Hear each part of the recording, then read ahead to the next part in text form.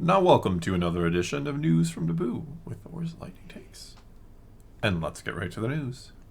Alright, we've got more tidbits from Ahsoka coming out, and I don't know what to make of some of this. Okay. Maybe I can help you discern it. I hope so. I really, really hope so. Okay. So everybody kind of knows that the characters of Sabine and Shin have gotten shipped because the actresses kind of did a little Instagram thing, and there's some little videos out there, and yeah. You mean shipped like UPS? Like romantically. Because shipping is where you put two characters together and decide that they have a romantic relationship, whether or not the show has decided they have a romantic relationship. I was kind of joking about the UPS, but yes, that is a ship, I suppose. Or a relationship. Ship. Yes. And social media has kind of declared the chemistry between these two actresses, which... What chemistry? They hated each other and one stabbed the other. Actresses have chemistry. The actresses. Yes. Okay. The two actual human beings. So because the two actresses are friends, we should... Yes. They want them to be more than friends on screen, even though they should hate each other and they try to kill each other. Well, okay, makes sense. Well, Ivana, who plays Shin, says that we got to know each other through working in the training facility with Ming, our stunt coordinator, who taught both of us focus and dedication to the craft and to lightsaber combat. The experience of working with Natasha was just fun. There was a lot of laughter on set, definitely, and inside jokes. Okay, yeah. To which Natasha, who plays Sabine, added, "Our characters run parallel through the whole show together, and clearly there's been some fan response to the intensity that our characters have for each other, and we felt it while we were filming. There's just something really special and magnetic. These characters are such a yin and yang at times. They're both struggling on their journeys, and they're both these apprentices who cross paths in very interesting ways." I can see that. I mean, yes, the characters are similar in the fact that they are both apprentices, but they're being trained very differently to follow different creeds, and you can see that. But there's definitely like, I don't see a magnetic pull together so much as a push apart because of the way that they're trained, obviously, very differently. Well, sure. Mm-hmm. The actresses also were at the Los Angeles Comic-Con where they talked more on this topic of their characters' dynamics together. Natasha said, "I mean, so much left unsaid here. I think Shin and Sabine, as the fans have reacted to the, shall I call it, chemistry," and this is where the audience cheered, "yeah, we felt it filming. We were like, these characters have this crazy magnetic connection to each other, and sometimes not in the best way, but it was really special, and we felt it on set. It was just something that Dave, I don't think he's aware of what he's created, because I don't think he created anything." He didn't create anything intentionally, at least. Yeah. Then the actress who plays Shin responded, "He was aware. I think he was aware on set. He would just look at us, and we're like, 'Dave, do you see what you're writing?' And he was like, 'What are you talking about?'" What are they talking about? There's no love story between these two. This isn't Morbius. Oh, God, don't bring up Morbius. Sorry. I don't see any of this. I see two characters that would very much hate each other. Well, one of them stabbed the other and then choked her out. Left her for dead and tried to kill her again later. Yeah, but no. Clearly romantic. Tried to kill her friend Ezra, too. Clearly romantically. She had to kill Ezra so that she could be with Sabine, right? This is such a strange thing. Like, shipping is such a strange thing. Like, yes. I get if you genuinely think two characters have a thing in the show, but this doesn't seem to have anything to do with that. No. Unless I am, like Dave Filoni, and oblivious to this on-screen thing. There's no on-screen chemistry. There no, was I know. Hate I'm and loathing. just trying to be nice about it, I guess. For the most part, Shin seemed to have the emotional competence of a piece of wood. She was, she's fiery. She's angry. Fiery. Yes, there you go. Fiery and angry. And the only one she cared about was Baylan. Not even Baylan. When Baylan left her behind, she's like, "Oh, you're not even going to help me fight him?" Like, yeah, I'm not saying they don't like each other. There's no kind of father-daughtery thing going on there. But it's not like, I don't really get like she's an emotionally, like, attachable person. I don't know how to describe it. Well, like, she was trained to be better than the Jedi. Yeah, somebody's going to fall in love with somebody else just because they, like, dueled twice and, like, hate each other. Mm-hmm. It's a strange thing. Very strange. And I honestly have a tiny bit of fear that Disney will look at this and go, "Is this what the fans want? Dave, we need to write this to make sure we redeem Shin because she and Sabine could be a thing. And that checks off some boxes on their little sheet of what they need in the show, and it's all good, right? If you want to go the other way and have Sabine fall to the dark side for Shin, I'm more on board with that. Yeah, I can see you being more on board with that because it's an interesting dynamic. It makes more sense for Sabine, who's done very selfish things, and I don't know that it makes sense for Shin, but at least it's more interesting than the other way around. It's more interesting than, we're going to redeem her, and she's going to fall in love with the good guy, and they're going to get married, and it's going to be fantastic. Like, jeez, come on now. Like, I like a good redemption story, don't get me wrong. And I'm not... There hasn't been one for this I don't think the book yet. is, like, closed on Shin being redeemed someday, but to, like, suggest that, like, there's some kind of weird thing going on between her and Sabine and it's going to lead her back to the light. We haven't seen it It's not there at all. It's not there unless you want to see it and you're making yourself see it. The only way that Shin wants Sabine is skewered on her saber. Yeah, and she tried to do that. And I'm sure someone in the comments was like, no, actually, she purposely missed all the internal organs. Okay, what's the excuse when she was choking her? She choked her lightly. No, Baylan had to stop her. Yes, he did. Because she was going to kill her. Yes. That was no, Shin's taking it easy. No, Shin wanted her dead. That was to hide her true feelings.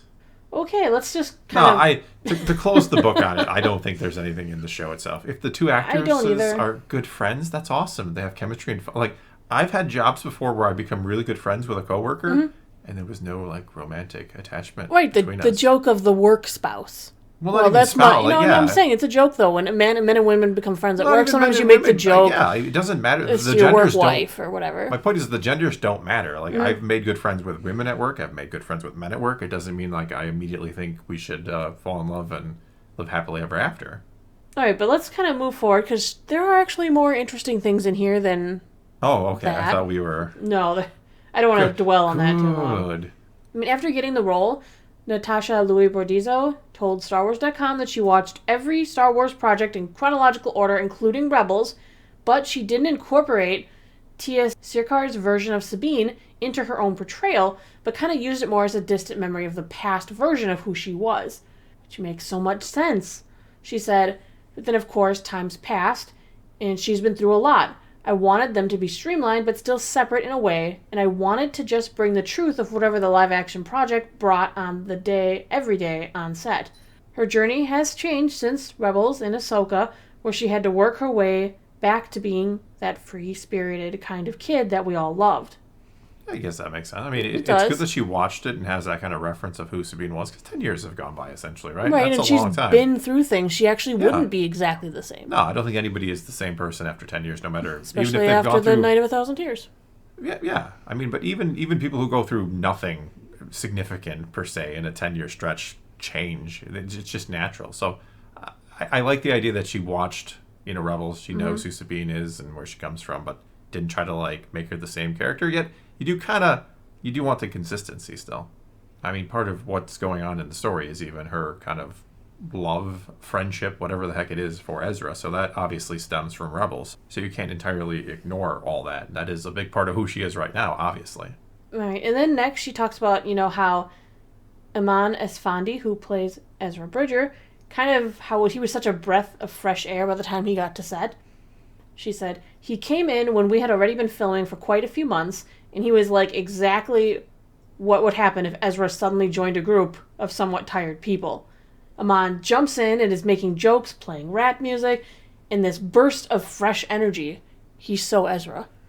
Yeah, which is ironic because she's talking about like Sabine had changed, but that's Ezra because he's the same as we would think Ezra. No, I agree. Said it before, say it again. Amon Esfandi nailed it. He did nail it. Yeah. What are the highlights, I would say, of a show that absolutely wasn't the best? Esfandi, actually, at the LA Comic-Con, kind of talked about how he found himself in a similar place in life when he got to the role of where Ezra was. He said, as an actor approaching a role, when you're questioning, like, okay, so this is where they find me. So then, as I arrived here, what was I up to? What was I really doing? And some of that is answered in the sense that I joined this nomadic tribe of the Noti. They gave me this cool pod. But interestingly enough, just as a parallel, I'd been in a very meditative, sort of isolated space myself 6 months prior to a few months of learning about Ezra. And so I was having this very almost alone on an island experience in my real life, just like meditating, grounding, all that stuff. And then I come to this character, and they're like, yeah, you've been stranded on this planet with this peaceful nomadic tribe. And I'm like, well, it sounds just like me, hanging with my homies, you know what I mean? Like, I think I've been doing that, and I can relate to that pretty easily. So I did. Yeah, but I think Ezra's been hanging for like 10 years. It's same thing, right? 10 years, no, I mean, I'm not months. saying that you can't draw on the experience. That's not what I'm saying. But, like, it's kind of... I feel like there's a lot of open-endedness there with Ezra. I don't believe he's just been kind of traveling for 10 years. There's got to be more. I would hope so. Just sitting around hanging with the crab people. Yeah, that seems like a really... I think I would have been more excited to see Sabine like, thank God, get me out of here. I've been hanging with crab people for 10 years. And then she would have been like, well, that's complicated. And then they would have had this conversation about how she got here. And, you know, maybe Ezra would have been a little bit ticked off. I don't know. I'm not Ezra, I guess. Because he apparently didn't care at all. Do you know that the actress who plays Shin said that she based a lot of her performance on Vader? She said, if I'm honest, specifically in those dark moments, I would channel Darth Vader. Not necessarily him as a character, but the darkness that he possesses. I would start breathing as he does before doing the take and trying to really reach the evil within me. But she's going to be redeemed and marry Sabine?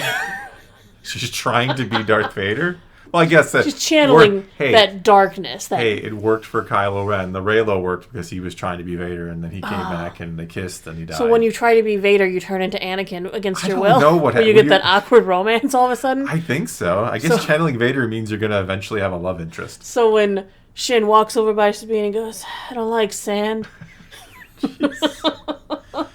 No. No.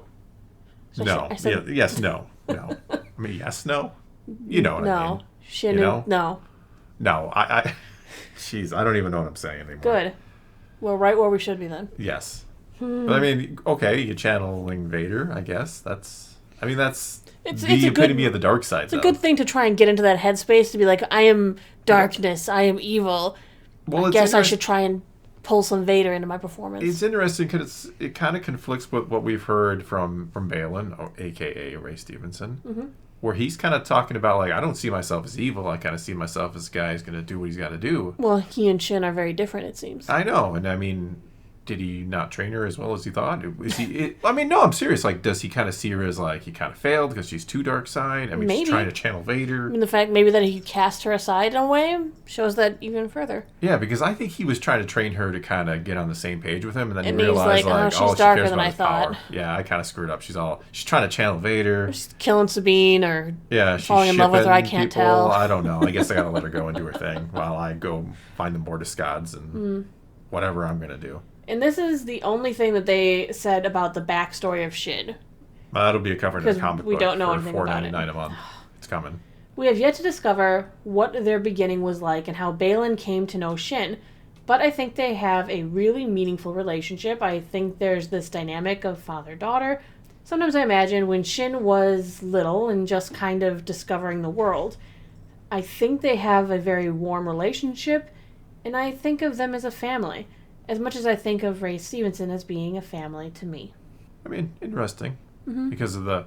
Again, I kind of like it and don't like how they part ways, right? Right. Because it doesn't feel like a proper send-off in a way. No, it feels like Baylan, like, I guess I kind of failed with her. I'm going to let her do her own thing. That's what she wants. Maybe not failed, per se. I think he trained her well to do certain things, but that he didn't... Or that she didn't get on the same page with him, like I said. Right, they somehow came out with different ideologies despite studying the same thing. I mean, I would love to actually, hear Dave Filoni's take on how these two met and what... I mean, because, right? We're probably going to get a comic book or something, right? Something is going to cover their backstory besides Dave Filoni himself. Then he can retcon it later, but... There has still been no announcement on Season 2. No, there hasn't been, has there? No. But my point is, like, I'm interested to know what his kind of idea is behind them and their story, but we're probably going to get someone else's idea that may be somewhat influenced by him. Right. Until he changes his mind and changes it later. Anyway, I think I'm done. Good. Anyway, that's going to be then all we got for you this time. Now it is your turn to take to the comments below and tell us what you think of any and all of today's news. Are you shipping Sabine and Shin, or do you not see it and just don't know what the heck is going on here? Whatever the case may be, leave those comments below. Let's talk some Star Wars, and until next time, Thanks for watching.